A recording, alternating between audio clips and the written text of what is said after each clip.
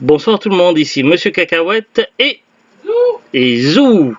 Aujourd'hui nous sommes jeudi 25 juillet 2024 et il est déjà 20h28.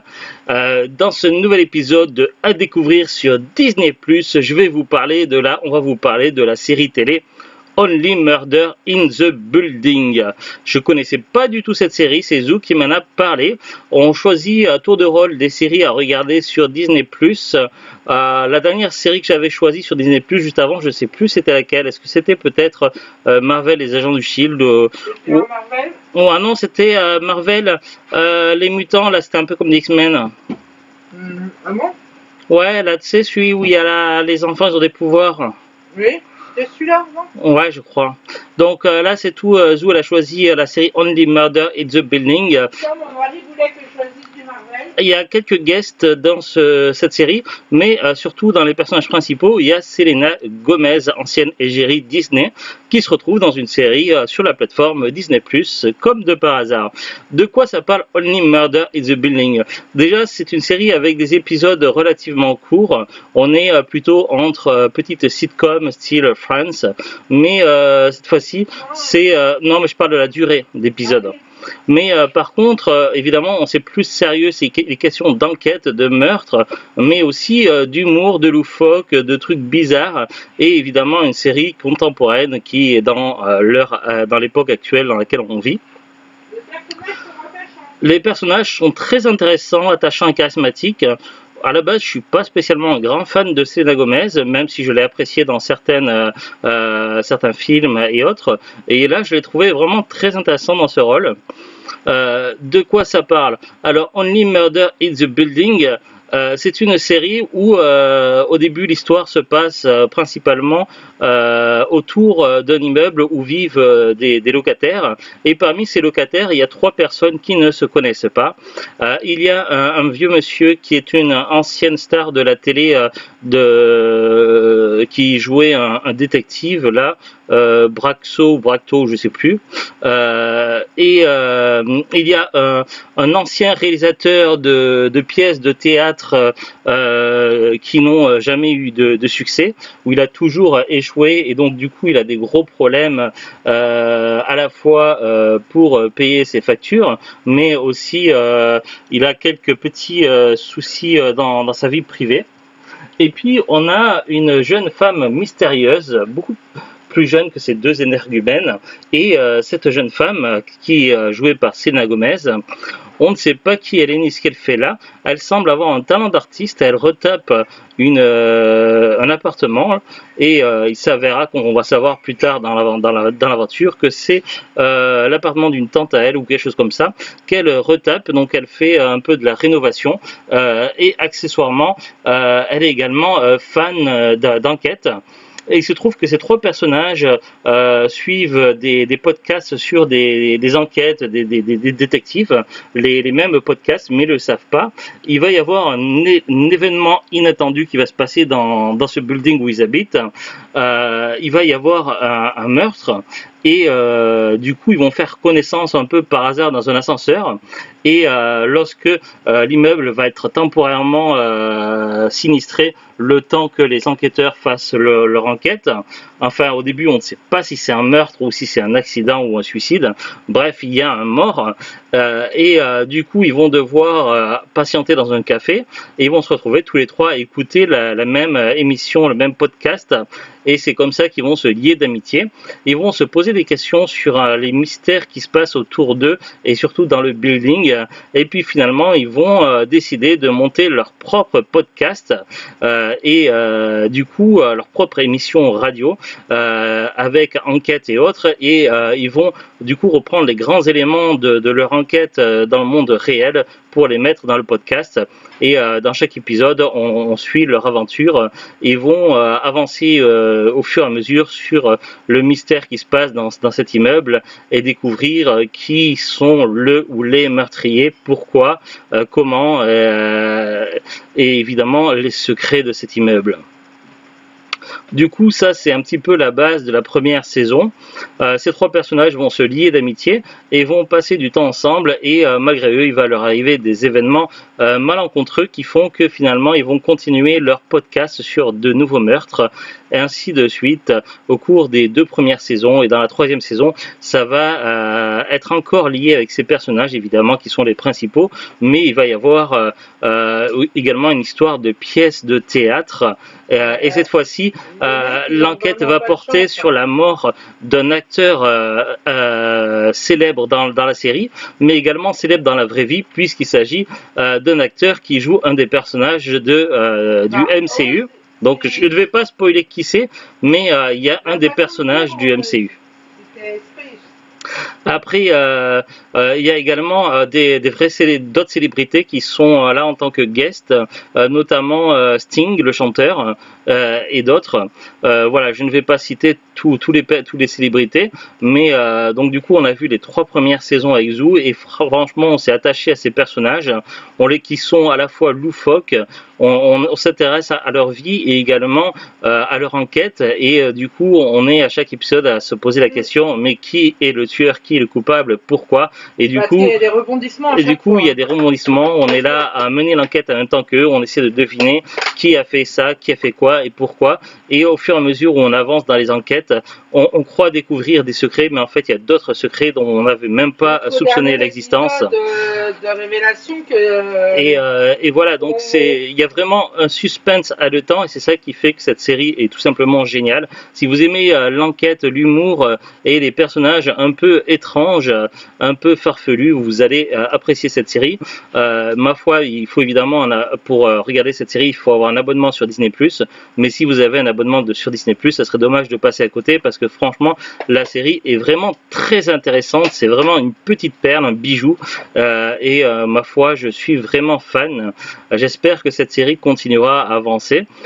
Pour l'instant, il y a eu 3 saisons de tournée. On a vu les 3 saisons et cette année, il devrait y avoir le tournage qui commencera de la saison 4 avec de nouveaux décors, mais toujours nos personnages préférés. Bref, Only Murder in the Building est tout simplement une petite pépite, une perle, une des séries les plus intéressantes à voir sur Disney+. Et maintenant, trêve de suspense, je ne vais pas spoiler plus la série, mais on va regarder un petit peu les informations qui sont pertinentes sur la fiche Wikipédia. Only Murder in the Building, série télévisée comédie américaine créée et produite par Steve Martin et Geoff Hoffman, est diffusée depuis le 31 août 2021 sur la plateforme de... je sais pas, on va voir après. Sur la plateforme de streaming Hulu. Dans les pays francophones, la série est diffusée sur la chaîne virtuelle Star, accessible via le service Disney+ depuis le 31 août 2021. L'intrigue suit 3 étrangers joués par Steve Martin, Martin Short et Selena Gomez. Oui, effectivement. Donc, je crois que c'est celui qui fait Charles. Oui, c'est possible. Donc, l'un des créateurs de la série est l'un des acteurs principaux.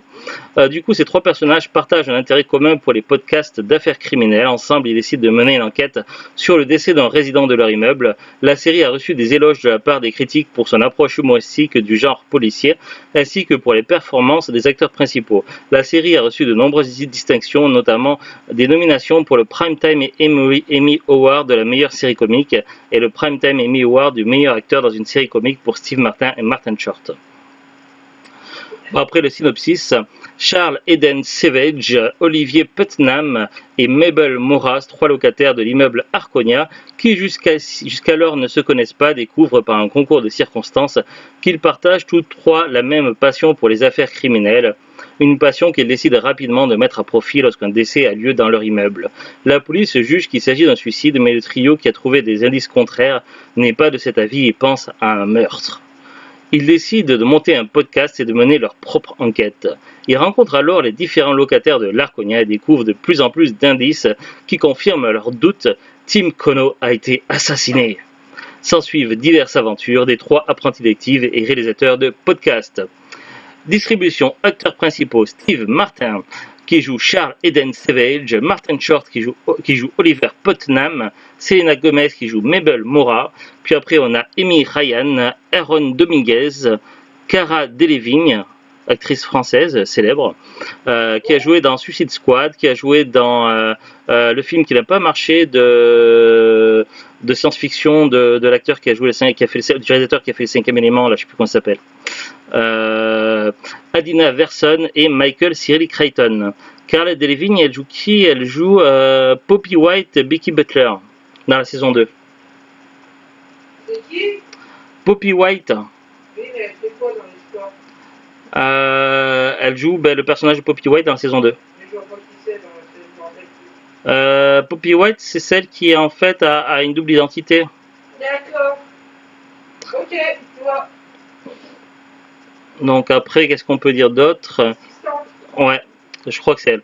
Acteurs récurrents: Tina Fey, Ryan Broussard, Jackie Hoffman, Teddy Colucca, James Caverly, Davin Joy Randolph, Jane Hootswell, Jacob Bucky ou Ian White, Daniel Oresk, Alice Stroker, Orson Hong, Vanessa Aspillaga, Nathan Lane, Russell J. Jones, Julian C. Malik Pancholi, Zenab Jah, Olivia Reis, Zoe Coletti, Michael Rapaport, Christine Coe, Ariel Shafir, Andrea Martin, Jason Vezet, Linda Inmon, Ashley Park, Jeremy Shamos, Wesley Taylor, Gis Williams, Molly Shannon, Eva Longoria, Eugene Levy, ouais, Kumail Nanjiani et Zach Galifianakis.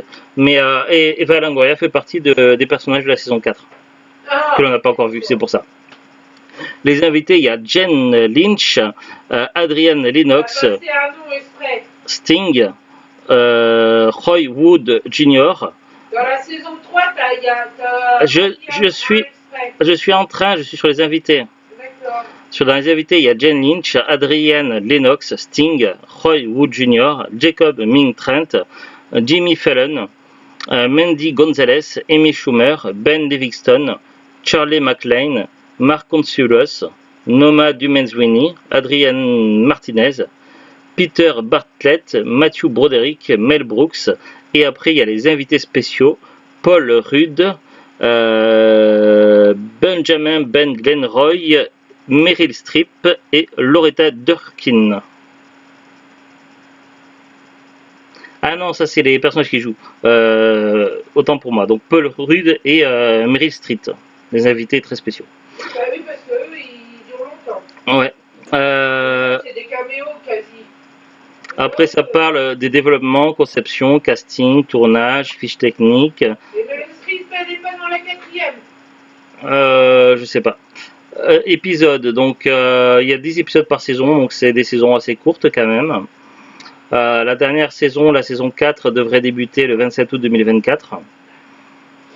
Après, qu'est-ce que je peux vous dire d'autre? La saison 3, t'as des personnages récurrents, mais pas dans la série, mais dans cette saison. T'as l'impression qu'ils disent qu'on les reverra dans la saison 4. C'est possible, après, elle n'a pas encore tourné la saison 4. Donc pour le moment, c'est les informations qui sont actuelles. Ça peut bouger. Audience, réception. Only Murder in the Building détient le record du meilleur démarrage de l'histoire pour une série comique sur la plateforme de streaming Hulu. Le 28 octobre 2021, le président de Hulu Original, Craig Erwich, a déclaré dans une interview avec Vulture: la série était devenue de loin la série comique la plus regardée de tous les temps sur Hulu. Réception critique. Pour la première saison, le site agrégateur de critiques Rotten Tomatoes a rapporté une note d'approbation de 100%, avec une note moyenne de 8 sur 10 sur la base de 107 avis, ce qui est assez extraordinaire. Le consensus des critiques du site web se lit comme suit: Only Murder in the Building aborde le sujet des monomaniaques, des affaires criminelles, par le prisme de l'humour léger. C'est à la fois hilarant et perspicace, en grande partie grâce à son trio central extrêmement charmant. Metacritic a attribué à la série une note moyenne pondérée de 76 sur 100 sur la base de 34 critiques, indiquant des critiques généralement favorables. Pour la seconde saison, sur le site Rotten Tomatoes, la série obtient un taux d'approbation de 98%, avec une note moyenne de 8,05 sur 10, basée sur 112 avis. Le site écrit à propos de la saison 2: Only Murder in the Building retrouve une nouvelle jeunesse avec un deuxième opus plus complexe qui conserve le charme et l'esprit de la série. Metacritic a attribué à la série une note moyenne pondérée de 79 sur 100 sur la base de 25 critiques, indiquant des critiques généralement favorables. Après pas mal de distinctions, donc après la liste est très longue, donc on va passer. et puis après des notes, des références. Évidemment, comme toute série de streaming actuelle, ça ne sortira probablement pas en DVD, sauf si il se passe un cas exceptionnel ou si la série est terminée, qui décide peut-être de sortir un jour en coffret intégral. Mais pour l'instant, il ne semble pas être question d'une sortie DVD un jour, mais peut-être que ça changera. Qui sait, après tout, les séries exclusives Disney de Star Wars et Marvel ne devaient jamais sortir en support physique, et pourtant il y a déjà eu plusieurs séries Marvel et Star Wars de sortie en steelbook. Après c'est en tirage évidemment limité, en steelbook 4K et Blu-ray. Donc à voir sur la suite, mais en tout cas, si vous avez un abonnement sur Disney+, Only Murder in the Building est vraiment une série très chouette sur l'humour et les enquêtes criminelles. Allez, à très bientôt tout le monde. Au revoir.